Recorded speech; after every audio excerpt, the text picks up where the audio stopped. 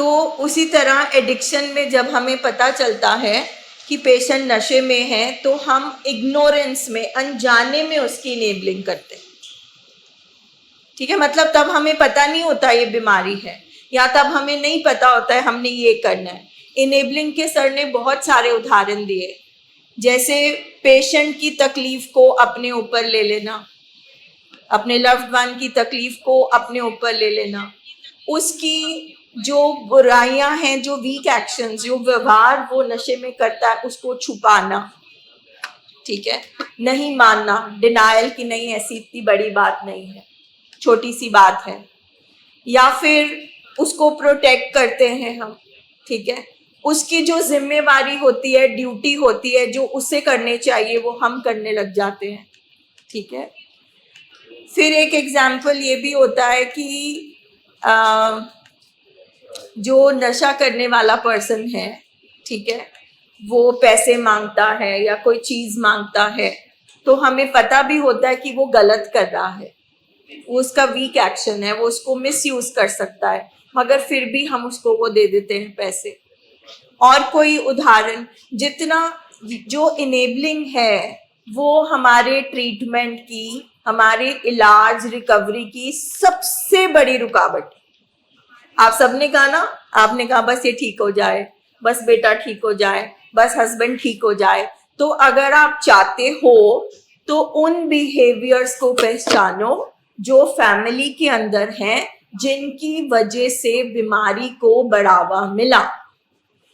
क्योंकि पहले हम समझेंगे वो कौन से बिहेवियर हैं, उसको फिर बंद करेंगे, उसके बाद हमारा पेशेंट रिकवरी में जाएगा।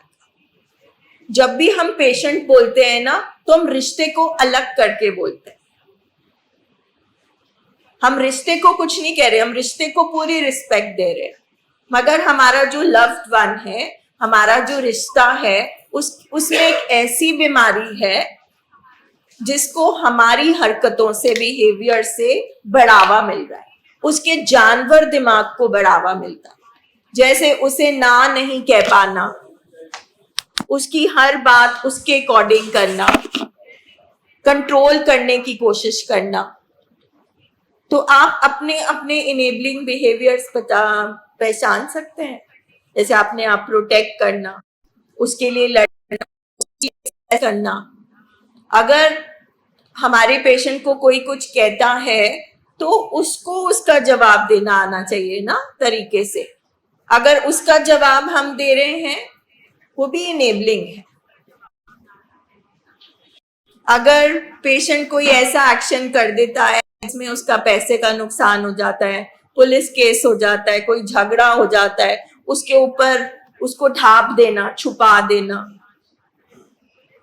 और कौन से होते हैं इनेबलिंग बिहेवियर्स?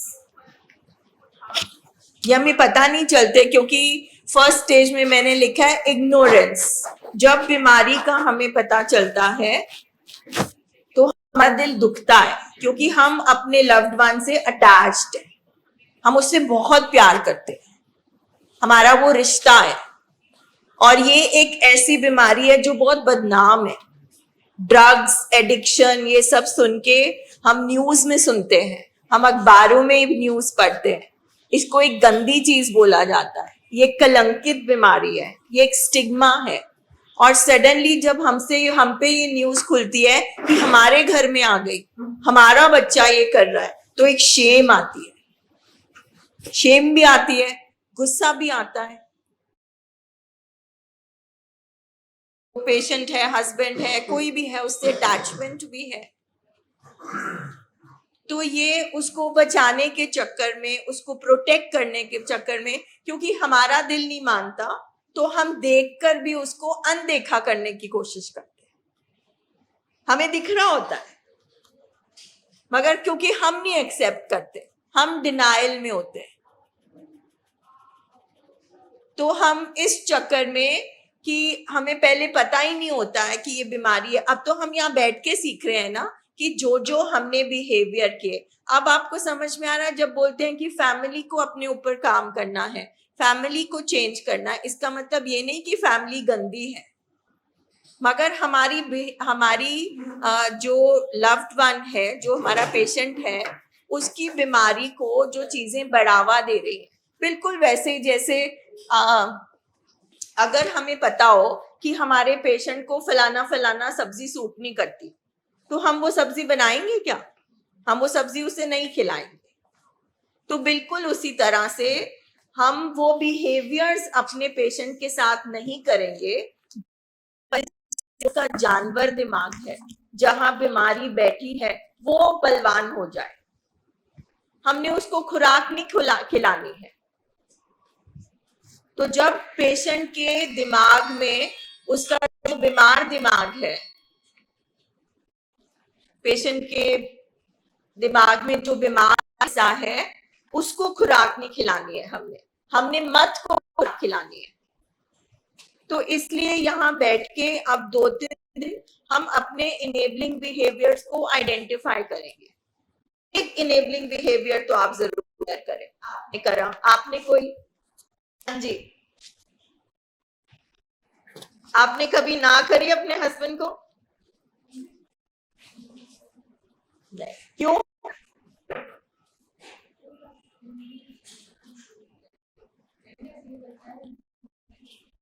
हाँ, वो डर रहे, ठीक है। तो हम डर गए और हमने इनेबल होने दिया, मतलब बीमारी तो बढ़ी ना। हमने कोई रोका नहीं, हमने कुछ रोक नहीं लगाई, तो वो बीमारी तो बढ़ी, ठीक है।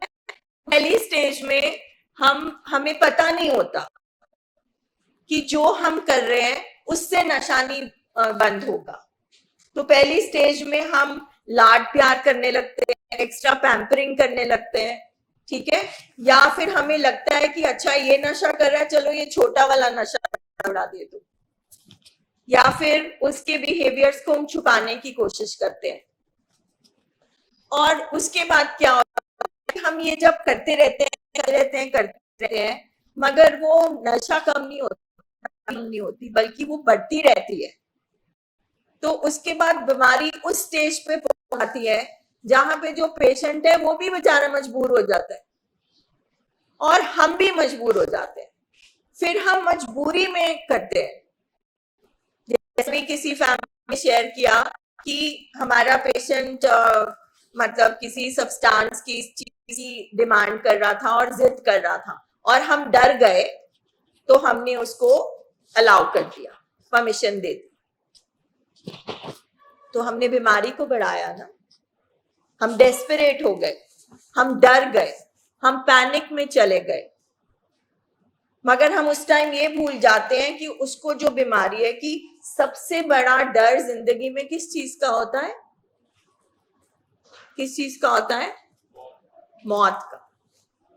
तो जो अगर सबसे बड़ा डर मौत का है, तो हमारे पेशेंट को वो बीमारी है जिसको WHO कहता है कि ये फेटल डिजीज है, इफ अनट्रीटेड, कि ये जानलेवा है, ये बीमारी ही जानलेवा है।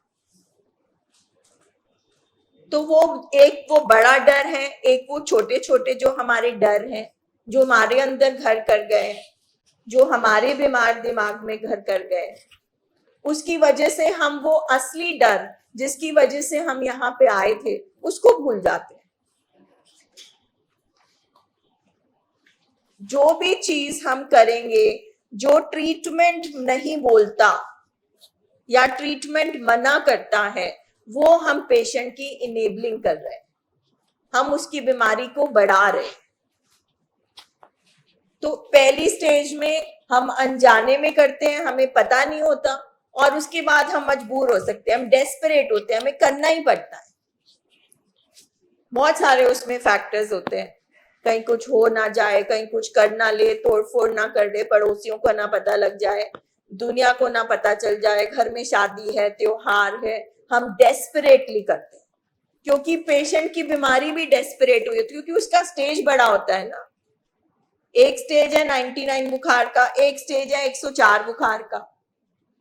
तो वो पेशेंट भी मजबूर। तो जैसे जैसे पेशेंट की बीमारी बढ़ती है, वैसे ही वैसे फैमिली की इनेबलिंग बढ़ती है, हमारी इनेबलिंग भी बढ़ती है, वो भी प्रोग्रेस करती है, क्योंकि नतीजा तो मिलता नहीं, सॉल्यूशन तो मिलता नहीं है, और हम हर फॉर्म में इनेबलिंग करते हैं। हम शुरू में पहले मानते नहीं है, फिर गुस्सा भी आता है, मगर उसके बाद में फिर हम बार्गेनिंग भी करते हैं। चल तेरे को बिजनेस खोल देते हैं, तू नशा छोड़ दे, चल ये कर देते हैं, तू नशा छोड़ दे, मगर इलाज नहीं कराते। सो बीमारी में इनेबलिंग का मतलब है जब आप इलाज नहीं फॉलो करेंगे तो उसके अलावा आप जो कुछ भी करेंगे वो इनेबलिंग होगी, क्योंकि बीमारी ने बढ़ते रहना है। बीमारी सिर्फ ट्रीटमेंट से ठीक हो सकती है, बीमारी और किसी चीज से नहीं ठीक हो सकती, कोई कसमों से नहीं, कोई वादों से नहीं, कोई प्रोवोकिंग से नहीं, गुस्से से नहीं, ब्लेम से नहीं, किसी भी तरीके से समझाकर भी नहीं ठीक हो सकती, क्योंकि एक शारीरिक बीमारी है। अगर ब्लड प्रेशर ऊपर से नीचे नहीं आ सकता, हमारा बुखार बातों से ठीक नहीं हो सकता, तो ये बीमारी भी समझाने से ठीक नहीं हो सकती, ये इलाज से ही ठीक होगी। ये दो स्टेजेस मैंने अंडरस्टैंड करी है, बाकी एग्जाम्पल्स तो बहुत सारे हैं। आपको समझ में आया इनेबलिंग क्या होती है? क्या होती है? आप सिस्टर हैं, एज सिस्टर आपने अपने भाई की क्या इनेबलिंग करी? किस तरह से आपने उसकी बीमारी को बढ़ावा दिया? आप बहुत डरते हैं अपने पेशेंट से? नहीं जी, मैं अब नहीं डरते? चलो गुड। ये डरते थे ना? ये अपने पेशेंट से दूर होके बड़ा परेशान हुए थे, बड़ा रोए थे। अटैचमेंट, इसकी वजह से हम इनेबलिंग करते हैं। नीरू, आपने कैसे इनेबलिंग करी थी? प्रोटेक्ट करके, बचा के। ठीक है, आपने कैसे इनेबलिंग करी थी?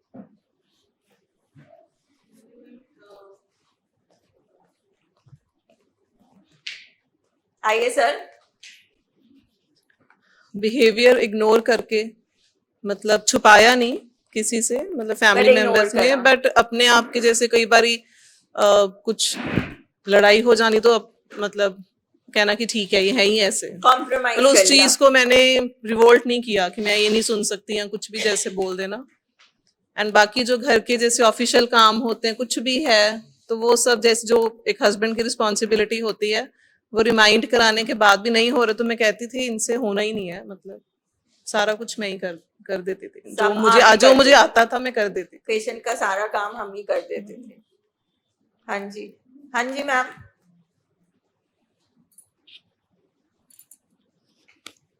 मेरा पेशेंट ਜਿਹੜਾ ਹੈ ਨਾ ਮੈਮ ਉਹ ਬਹੁਤ ਤੇਜ਼ ਆ, ਬਹੁਤ ਚਤੁਰ ਹੈ। ਉਹ ਹਰ ਇੱਕ ਤੇ ਮਤਲਬ ਮੈਂ ਜਿੰਨਾ ਮਰਜ਼ੀ ਦੇਖੋ ਹੱਥ ਕੰਡੇ ਬਣਾਉਂਦਾ ਕਿ ਮੈਂ ਕਿਸੇ ਤਰੀਕੇ ਨੂੰ ਬੇਵਕੂਫ ਬਣਾ ਕੇ ਕਰਨਾ। ਉਹੀ ਜਿਵੇਂ ਤੁਸੀਂ ਕਿਹਾ ਕਿ ਗਵਾਂਢੀਆਂ ਦਾ ਡਰ, ਕੋਲੇ ਵੱਡੇ ਜੇਠ ਜਠਾਣੀ ਹੈ, ਦੇਖੋ ਉਹਨਾਂ ਦਾ ਸਭ ਤੋਂ ਵੱਡੀ ਸ਼ਰਮ। ਫਿਰ ਇਹ ਹੁੰਦਾ ਕਿ ਚਲੋ ਬਾਹਰ ਨਾ ਜਾਓ, ਜਿਹੜੀਆਂ ਇਹਨਾਂ ਦੀਆਂ ਥਾਂ ਮੈਨੂੰ ਲੱਭੀਆਂ ਹੁੰਦੀਆਂ, ਲੁਕੋ ਕੇ ਰੱਖੀਆਂ ਹੁੰਦੀਆਂ, ਫਿਰ ਉਹੀ ਕੱਢ ਕੇ ਦੇ ਦੀਆਂ ਕਿ ਅੰਦਰ ਹੀ ਬਹਿ ਜਾਓ, ਬਾਹਰ ਨਾ ਜਾਇਓ।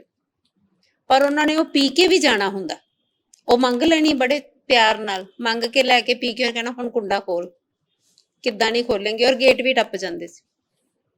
तो ये सब करके उनकी बीमारी को आप कम कर पाए? ਨਹੀਂ ਕੰਮ ਕੀ ਕਰਨਾ, ਉਦੋਂ ਉਹੀ ਤੁਹਾਡੇ ਵਾਲੀ ਗੱਲ ਕਿ ਆਪਾਂ ਇੱਕ ਤਰ੍ਹਾਂ ਨਾਲ ਲੁਕਾਉਂਦੇ ਆ ਕਿ ਆਪਾਂ ਸਾਂਭ ਲਈਏ।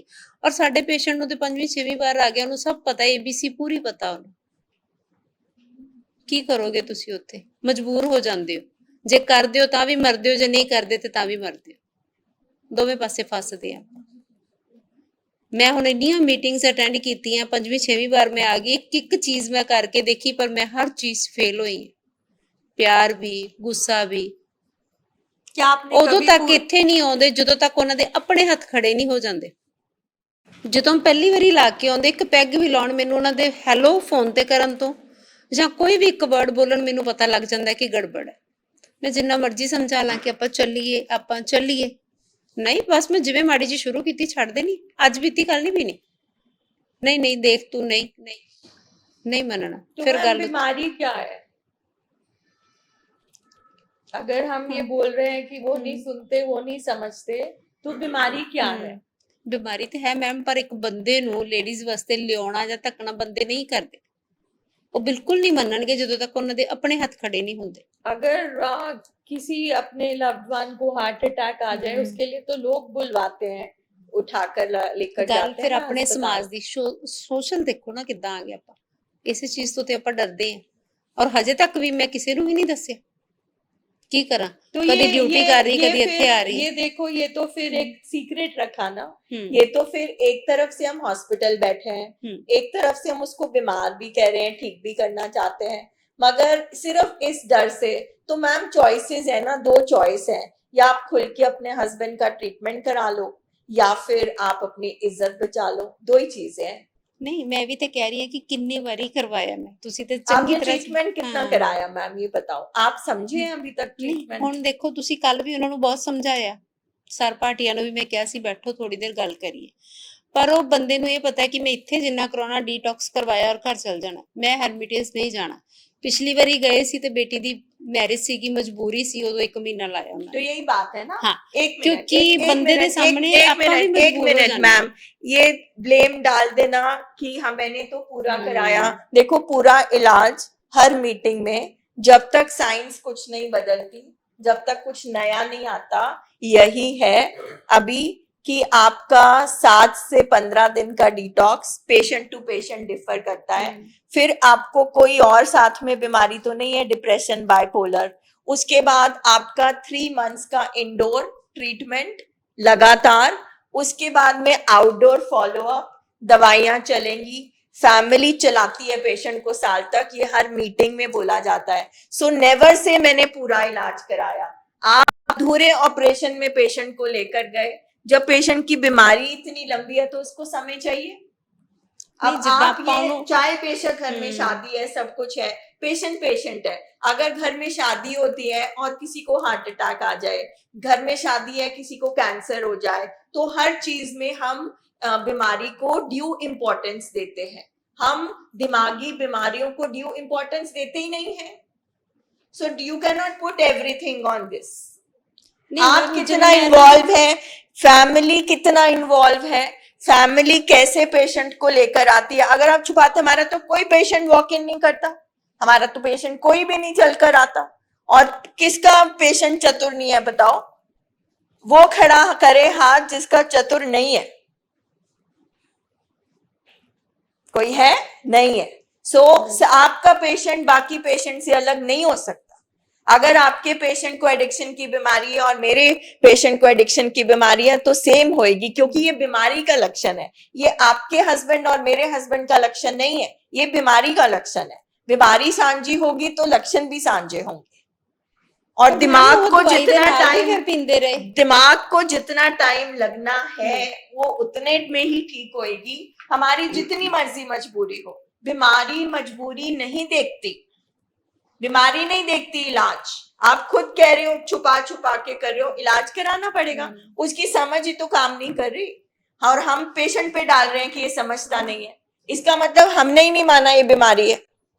अगर उसकी बस की होती, समझ होती, तो वो यहाँ पे होता। दूसरी बात, जितना मर्जी हो, तकलीफ हो रही है, तकलीफ लेकर कोई मजे नहीं करता। मजे करने वाले जो होते हैं वो तकलीफ नहीं सारते। हमारा हर पेशेंट तकलीफ में, उसको शर्मिंदगी महसूस हो रही है, उसको ताले में रहना अच्छा नहीं लग रहा, उसको पता है लोग उसको कैसे देखते हैं। ये तो हमारा हॉस्पिटल है जहाँ पे हम सबको रिस्पेक्ट करते हैं, क्योंकि हमारा पेशेंट है, वो बीमार है। आप अपने हस्बैंड की कितनी रिस्पेक्ट करते हो? आपकी फैमिली पेशेंट की कितनी रिस्पेक्ट करती है? आप कैसे मरीज की तरह लाते हो या ऐसे ही लाते हो? Ask yourself. आप ट्रीटमेंट को नहीं ब्लेम कर सकते। तो जो लोग ट्रीटमेंट को फॉलो करके ठीक है, वो कैसे ठीक है? अभी आपके सामने उन्होंने शेयरिंग करा, मैं अपनी लाइफ सेलिब्रेट कर रहा हूँ। इनके साथ इस टाइम अब कोई नहीं है, ये खुद आकर बैठे हैं। पहले लाए गए थे, अब खुद बैठे हैं, ये खुद बैठे हैं। तो प्रोटोकॉल सबके लिए सेम है। कारण मैं मान सकती हूँ, हो सकते हैं हम सब फैमिलीज मजबूर हो जाती है, हमारे को पैसे की प्रॉब्लम, इज्जत की प्रॉब्लम, टाइम की प्रॉब्लम, हर चीज होती है, पर उसका ब्लेम हम ट्रीटमेंट और पेशेंट पर तो नहीं डाल सकते। अब इनेबलिंग खत्म हो गई क्योंकि आपने पेशेंट पे डाल दिया ना। आपने फर्स्ट स्टेप भी नहीं चढ़ा। अगर आपको 10 सीढ़ियां चढ़नी है तो पहली सीढ़ी पे पांव रखना पड़ेगा। आप सीधा 10वीं पे नहीं पहुंच सकते। तो पहली सीढ़ी है, मानो कि उसकी मत मारी गई है, मानो कि मत बीमार है, मानो की समझ बीमार है, उसके बस का नहीं है। फिर आप कहते हो इनको समझ नहीं आती। ये उसके बाद फिर करते हैं, उनका शरीर मांग रहा है, ऑटोमेटिक प्रोसेस। जब तक आप अपने हाथ में चीज नहीं लोगे और इलाज नहीं करोगे, वो पेशेंट नहीं आएगा। ਨਹੀਂ ਮੈਮ ਦੇਖੋ एक महीने ਆਪਾਂ ਨੂੰ में तो ਜਿੱਦਾਂ पेशेंट ਸਮਝਾਇਆ संभलता है। ਮੈਡੀਸਨ ਆਪਾਂ ਟਾਈਮ ਤੇ ਲੈ ਕੇ ਜਾਣੀ, ਟਾਈਮ मेडिसिन कोई नहीं बनी, नशा छुड़ाने की मेडिसिन कोई नहीं बनी। नशा छुड़ाओ केंद्र नाम की साइंस ने कोई चीज नहीं बनाई। अभी भी आप एक्सेप्ट नहीं कर रहे हैं। दवाई अगर बनी होती तो ये सब इतनी मेहनत रिहैब करने की क्या जरूरत थी? हम तो खुद ही नहीं यहाँ बैठे होते, हम तो खुद भी वो दवाइयां खा रहे होते। नहीं बनी है। मेडिसिन सिर्फ मूड स्टेबलाइजर है। जो दिमाग का ढांचा खराब हो चुका है, बदल चुका है, जो केमिकल के संतुलन बिगड़ चुके हैं, और माइंड को रेस्ट देने के लिए दवाइयां, बस नशा छुड़ाने की कोई दवा नहीं बनी है। वो सिर्फ ब्रेन को ठीक कर रही है, जैसे पेट को कोई दवाई ठीक करे, किडनी को दवाई ठीक करे, उसके बाद माइंड ट्रेनिंग से ही ठीक होता है। किसी कारण से एक सेफ जगह बनी थी कि पेशेंट के अंदर से तलब ऑटोमेटिकली आएगी। शुरू में वो अपने आप को नहीं संभाल पाएगा तो वो नशा कर लेगा, तो रिहैब्स बने थे, तो दवाइयां बनी, डिटॉक्स बना, सब कुछ बना, क्योंकि डॉक्टर्स खुद रिसर्च कर करके थक गए थे कि एक तरफ से हम दवाई देते हैं, हम डिटॉक्स करते हैं, शरीर साफ करते हैं, वो फिर पीने लगता है। सो ट्रेनिंग, आपके हस्बैंड की कभी पूरी ट्रेनिंग हुई नहीं। जब वो बीमार ही रहे तो रिलैप्स कैसे हुए मैम? वो तो कभी रिकवर हुए ही नहीं। रिलैप्स होता है जब आप 5-6 साल से, 3-4 साल से रिकवरी में हैं, आप फिर पी लें। ये तो स्लिप्स है, अभी तो बीमारी चल रही है। माइंड ट्रेनिंग से सीखता है और ब्रेन दवा से ठीक होता है। ये सबके लिए सेम प्रोटोकॉल है, मेरे लिए, जसवीर सर के लिए, मेरी फैमिली के लिए, आपकी फैमिलीज के लिए। इसमें कोई शॉर्टकट नहीं हो सकता। जितना मर्जी हम परेशान हो जाए, और अगर हम परेशान हो जाएंगे तब भी क्या कर लेंगे? बीमारी तो बढ़ेगी। ये तो हमारी एक्सेप्टेंस नहीं है कि वो बीमार। सारा कुछ पेशेंट पे ब्लेम नहीं डाल सकते। आधे अधूरे आप उनको ले गए, महीने तक तो पेशेंट का डिनायल ही टूटता है, वो मानता नहीं है। प्लस आपका अपना कितना फेथ है। अगर आपको फेथ नहीं है ना, अगर आपने बीमारी नहीं माना, तो आपको इलाज भी नहीं कराना चाहिए, ना आप हर्मिटेज भेजना चाहिए। क्योंकि अगर फेथ नहीं है, एक्सेप्ट नहीं करते, तो आप अपना रोल नहीं संभालेंगे, आप अपनी ट्रेनिंग नहीं लेंगे, आप सीखेंगे ही नहीं, आपका विश्वास ही नहीं आएगा, आप दिल से नहीं करेंगे। और दूसरी बात है, हम पेशेंट को ठीक करना चाहते हैं सिर्फ एज अ ड्यूटी, कि हम पेशेंट को प्यार करते हैं, हम सच्ची में चाहते हैं पेशेंट ठीक हो। अगर हम सिर्फ ऊपर ऊपर से काम कर रहे हैं कि भाई चलो बीवी हूं, मेरा तो फर्ज बनता है, ये आप अपने आप से पूछो। Sorry if I am being rude, अपने आप से पूछो पहले। और हम समझते हैं, हम तो बोलते हैं फैमिली बहुत पेन में होती है, फैमिली बहुत थकी हारी होती है, फैमिली सोचती है कि इतने साल से मेरी जिंदगी बर्बाद हो रही है। मगर यहाँ पर आकर सबसे पहले यही समझाया जाता है कि देखो, ना पेशेंट की गलती है ना आपकी गलती है, ये बीमारी थी आपके घर में जो कभी एड्रेस ही नहीं हुई, जो कभी ट्रीट ही नहीं हुई। तो फॉल्ट तो हम इसमें पेशेंट का भी नहीं निकाल सकते। तो जब तक आप अपने आप को हील नहीं करोगे, आपका जो क्वेश्चंस हैं, जो आप शेयर कर रहे हो, वो बिल्कुल जायज है, वो आपका दर्द है। मगर बीमारी किसी का दर्द और कुछ भी नहीं देखती। बीमारी सिर्फ इलाज मांगती है, आप जैसे मर्जी कराओ। और अगर इलाज नहीं होगा, बीमारी बढ़ेगी। पेशेंट नहीं रुक सकता तो नहीं रुक सकता, सिर्फ आपके हस्बैंड नहीं, कोई नहीं रुक सकता अगर ट्रीटमेंट ना हो तो। और जो छोड़ देते हैं वो एडिक्ट थे ही नहीं, दे वर नॉट डिपेंडेंट। बहुत बार आपने सुना, उसने जी रात को सोचा और सुबह छोड़ दी, उसने नवरात्रों में सुखा और छोड़ दी। वो डिपेंडेंट नहीं था। डिपेंडेंट का मतलब ही होता है जिसका शरीर निर्भर हो चुका है कि जब वो नशा मांगेगा, उसको नशा शरीर में डालना ही डालना है, चाहे वो मर रहा हो। इस हद तक आपको अंडरस्टैंड करना है, ये बीमारी है। तो अगर आपको इलाज भी चाहिए तो आपको बैठ के पहले सामने वाले को, हस्बैंड को पेशेंट मानना तो पड़ेगा ना, तभी ट्रीटमेंट में आओगे। कैसे आओगे अदरवाइज ट्रीटमेंट में? और हीलिंग फैमिली की इसलिए जरूरी है क्योंकि आपके घाव नहीं भरेंगे, आपका दर्द कम नहीं होगा तो आप तो उस पेशेंट को कभी रिकवरी में रख ही नहीं पाओगे, आप खुद ही रिकवरी में नहीं जाओगे। क्योंकि अगर हमारा माइंडसेट नहीं चेंज होगा, हमारे बिहेवियर नहीं चेंज होंगे, हमारे भी तो बीमारी वाले बिहेवियर है ना। अब मेरी इन्फेक्शन ठीक नहीं हुई, मेरे पेशेंट की ठीक हुई, मैं फिर से इन्फेक्शन दे दूंगी। इसीलिए इसमें पूरी फैमिली के साथ ट्रीटमेंट होता है, बिना फैमिली के ट्रीटमेंट करते ही नहीं है सर। ये आपको समझनी पड़ेगी। आपको अगर दुनिया से बचाना है तो आप ट्रीटमेंट नहीं करा सकते, और वैसे भी मैम दुनिया को पता होता है। तो फिर बिल्कुल ठीक बात।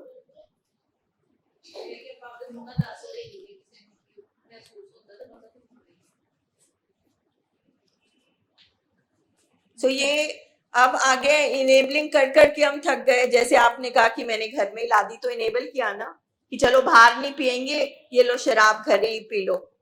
अच्छा ज्यादा नहीं पियेंगे, अच्छा अगर मैं कहना मानूंगी, अगर मैं बोलूंगी कि अच्छा कोई बात नहीं तुम थोड़ी सी ले लो, तो मेरे अंदर है कि शायद उसके बाद ज्यादा नहीं पियेंगे। तो ये हम सारे करते हैं, ये इनेबलिंग हम सारे करते हैं, ये मैंने भी करी। तो ये थी अनजाने में, एक इनेबलिंग होती है अनजाने में, फिर हो जाते हैं मजबूर। उसके बाद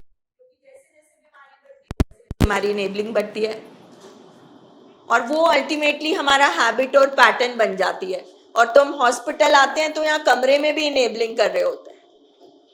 कभी माँ कुछ छुपा रही होती है पेशेंट का, कभी बीवी कुछ छुपा रही होती है, कभी फादर प्रोवोकिंग कर रहा होता है, कोई इनेबलिंग कर रहा होता है, कोई प्रोवोकिंग कर रहा होता है। पेशेंट तो अभी मान लीजिए झगड़ा हो रहा है मियाँ बीवी में, और डॉक्टर आए, डॉक्टर पूछते हैं अच्छा झगड़ा हो रहा था, तो बीवी फटाफट नहीं नहीं ऐसी कोई बात नहीं, हम तो वैसे ही बात कर रहे थे। मगर ये सब बीमारी के लक्षण है, ये छुपाने नहीं चाहिए। ये उस टाइम पेशेंट का जानवर दिमाग कर रहा होता है। अगर हम जानवर दिमाग की बातों को छुपाएंगे तो हम पेशेंट का नुकसान करेंगे। तो हम यही अंडरस्टैंड करने की कोशिश कर रहे हैं कि ऐसा पेशेंट के साथ क्या करें और उसे क्या कहें कि उसकी बीमारी ना बढ़े। ये वाली चीज हमें अंडरस्टैंड करनी है। आपके मैम इनेबलिंग बिहेवियर कोई, आपसे ही पूछ रही हूँ। हाँ जी, किसी तरीके से बीमारी को बढ़ाया हो आपने, आप जाने अनजाने में?